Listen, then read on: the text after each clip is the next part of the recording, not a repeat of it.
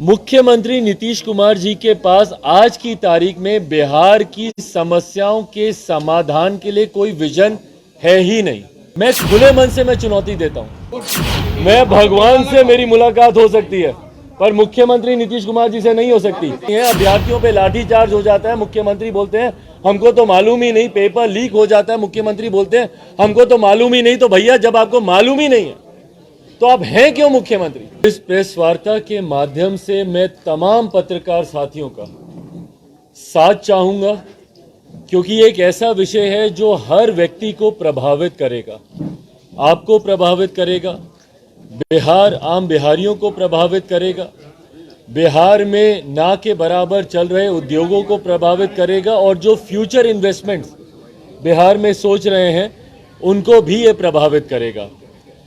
आज तक जो सरकार की जिम्मेदारी होनी चाहिए थी कि आप अपने डिपार्टमेंट्स की रिपोर्ट कार्ड आप जारी करें, अभी तक हम लोगों ने नहीं देखा कि मुख्यमंत्री नीतीश कुमार जी या इनकी सरकार ने कभी भी अपने डिपार्टमेंट से जुड़े हुए किसी भी विषय की रिपोर्ट कार्ड इन्होंने जारी की हो।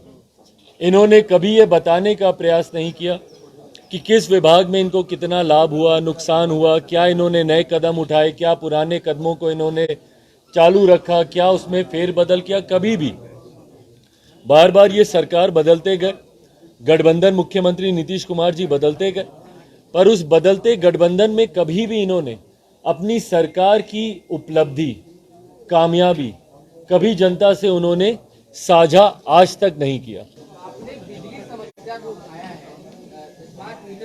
ये covered all the points now.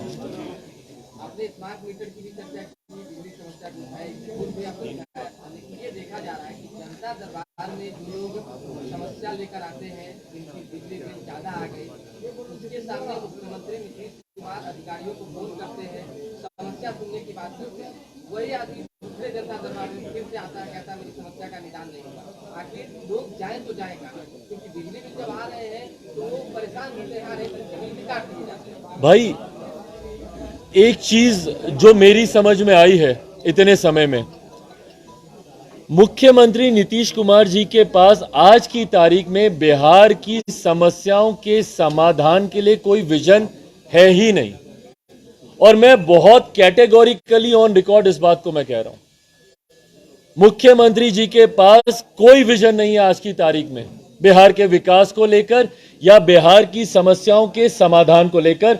मैं खुले मन से चुनौती देता हूं, मुख्यमंत्री जी अगर चाहते हैं, वो खुद पढ़े लिखे दावा करते हैं, मैं भी पढ़ा लिखा हूं, खुले मंच पर आ जाए, ओपन डिबेट कर ले मेरे साथ, हर विषय पर मैं मुख्यमंत्री जी के साथ खुला संवाद करने को मैं तैयार हूं। हर विषय पर, बिहार की हर समस्या के साथ मैं उनके साथ संवाद करने को तैयार हूं। समस्या यह है कि मुख्यमंत्री जी को पता ही नहीं है कि समाधान क्या है। जब कोई एक व्यक्ति किसी तरीके से उनके जनता दरबार में फॉर एग्जांपल बिजली की समस्या को लेकर पहुंच जाए तो मुख्यमंत्री जी को पता ही नहीं है कि उसकी समस्या का समाधान कैसे होगा, क्योंकि इतना स्ट्रांग नेक्सस मुख्यमंत्री नीतीश कुमार जी के संरक्षण में भ्रष्टाचार का इतना स्ट्रांग नेक्सस बन चुका है आज की तारीख में कि उस नेक्सस को कैसे तोड़ें ये मुख्यमंत्री नीतीश कुमार जी को भी नहीं पता। उनको भी संभवतः ये नहीं पता कि भैया हम लोग इतनी महंगी दरों पर हम लोग बिजली खरीद क्यों रहे हैं, 40% अगर बिजली में बढ़ोतरी अगर हम लोग कर रहे हैं तो हम लोग क्यों कर रहे हैं, क्या जरूरत है। क्या उन्होंने कभी कंपैरेटिव स्टडीज करने की कोशिश की दूसरे राज्यों के साथ? मुख्यमंत्री जी अपने आप को प्रधानमंत्री पद का दावेदार बनाने के लालच में दूसरे राज्यों में जाकर भ्रमण कर रहे हैं, दूसरे नेताओं के साथ हाथ जोड़ रहे हैं कि भाई मुझे प्रधानमंत्री चुन लो। क्या कभी दूसरे राज्यों में वो गए कंपैरेटिव स्टडी के लिए?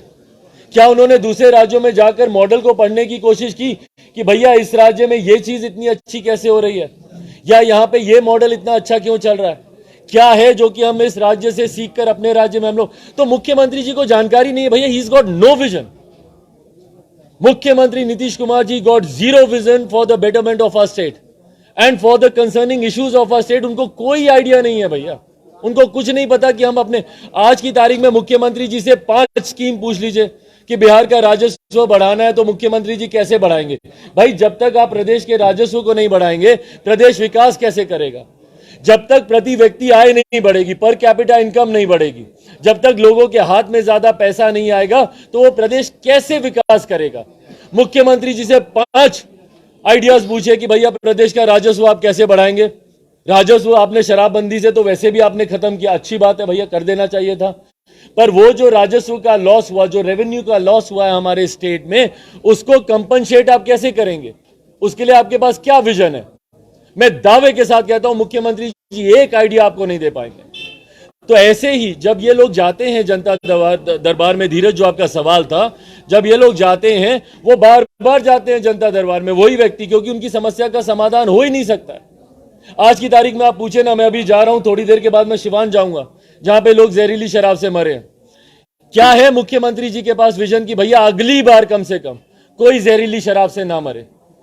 क्या सोच है, क्या नीति है उनके पास, क्या पॉलिसी है उनके पास?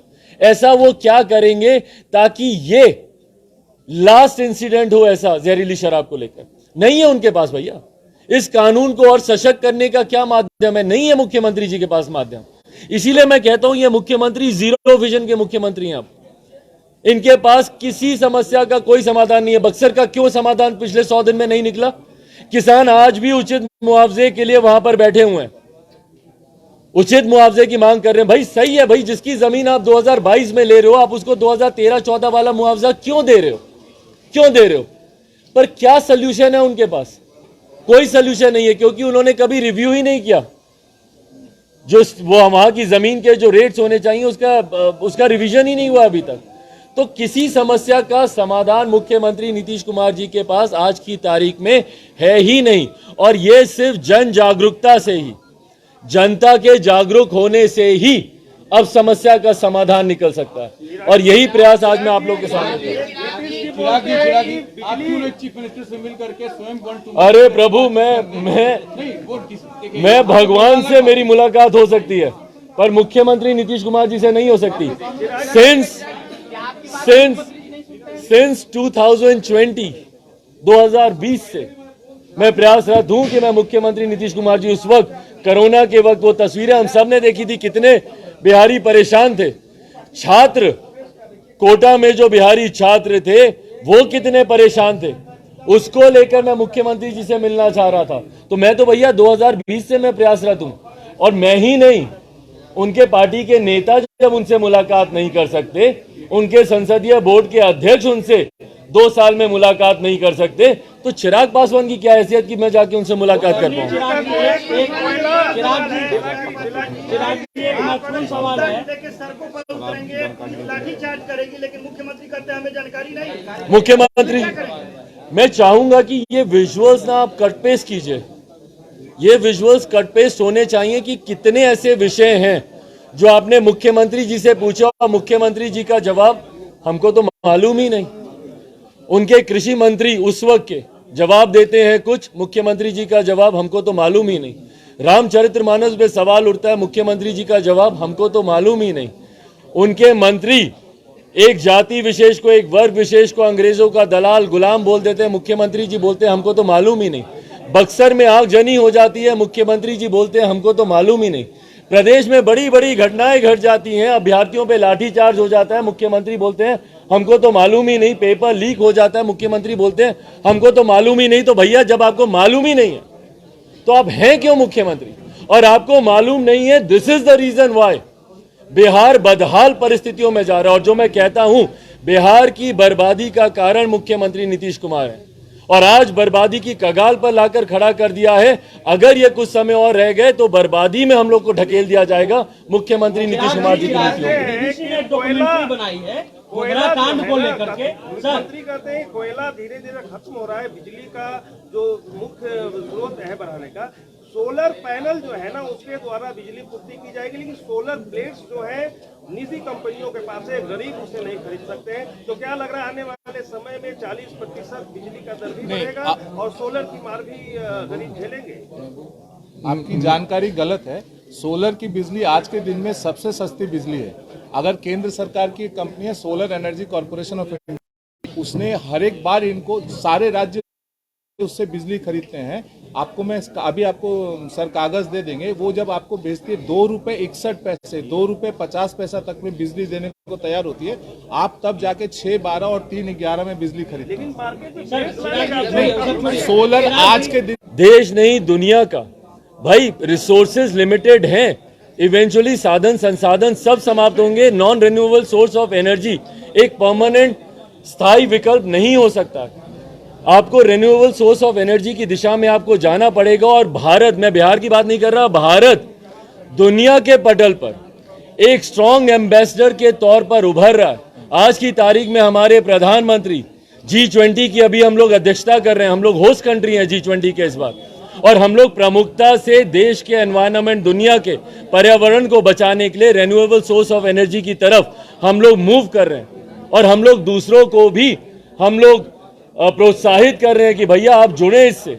और वहां पर अगर हमारे मुख्यमंत्री करते या उनको जानकारी ही नहीं है, मैं बार बार कहता हूं कई जगह पर कई विषयों पर उनको जानकारी ही नहीं होती मुख्यमंत्री नीतीश कुमार जी को, और यही कारण है कि हम लोग अभी भी ऐसी परिस्थितियों में उलझे हुए हैं।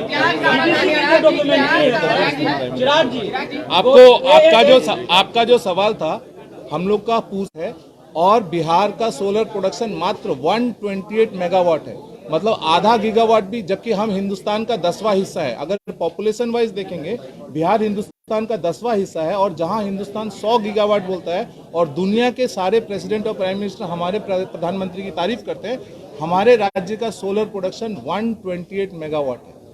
इससे ज्यादा ड्रास्टिक फेलियर हो नहीं सकता, और सबसे सस्ती बिजली आज के दिन में सोलर। चलिए सर, एक सवाल है मेरा। बीबीसी की डॉक्यूमेंट्री बनी, उसको लेकर के कई छात्र दिल्ली यूनिवर्सिटी और जामिया और जीनू के गिरफ्तार हैं। गोधरा के कांड पर रामविलास पासवान जी ने इस्तीफा दे दिया था, क्या चिराग पासवान इस पर कुछ बोल पाएंगे, क्योंकि भारत सरकार ने इस डॉक्यूमेंट्री को बैन कर दिया है? भाई ये एक ऐसा निर्णय है जो भारत सरकार के द्वारा लिया गया है। जब ये निर्णय ले लिया गया है तो उसके बाद इस विषय के ऊपर किसी भी तरीके की चर्चा करने का कोई सवाल ही नहीं पैदा होता। नहीं, बिल्कुल मैं छात्रों पर मैं जरूर सवाल उठाऊंगा, छात्रों को गिरफ्तार किया गया, मैं बिल्कुल करूंगा। भाई छात्रों के साथ इस तरीके का बर्ताव उचित नहीं है, बट हाँ जब कोई सरकार या कानून के द्वारा कोई फैसला लिया जाता है उसका भी हम सबको सम्मान करने की जरूरत है। बाहर के डील वाले बयान पर तेजस्वी यादव ने कहा है कि हमारी जेडीयू से इस बात की डील हुई है कि आने वाले दिनों में भाजपा की समाप्ति हो, भाजपा को खत्म किया जाए, और इसमें उपेंद्र कुशवाहा को सहयोग करना है। भाई मैं खैर आपका जवाब दूंगा, पर उससे पहले मैं चाहूंगा कि अब अगर मैं पॉलिटिकल क्वेश्चन आंसर्स में उलझा तो जो मेरा मकसद है आज का कि ये विषय हाईलाइट होना चाहिए, कल को मुझे हेडलाइंस कुछ और ही मिलेगी। बट मैं इसका मैं जवाब दे देता हूं। मैं बार बार कहता हूं, जब गठबंधन डील के आधार पर होते हैं परिणाम यही होता है। गठबंधन डील के आधार पर नहीं, सिद्धांतों के आधार पर होने चाहिए। बिहारियों की सोच को मद्देनजर रखते हुए होने चाहिए, ना कि राजनीतिक दल और उनके नेताओं को। परफेक्शन IAS, UPSE और BPSC फाउंडेशन क्लासेस के लिए समर्पित संस्थान। यहाँ आपको UPSE selected and interview appeared faculties द्वारा गाइड किया जाता है। Separate batches for Hindi and English medium. 65वीं और 64वीं BPSC एग्जाम में 69 और 107 रिजल्ट्स एवं 66वीं BPSC एग्जाम में 131 रिजल्ट्स हासिल किया है परफेक्शन IAS टीम ने। Perfection IAS, Kumar tower, boring road, Patna.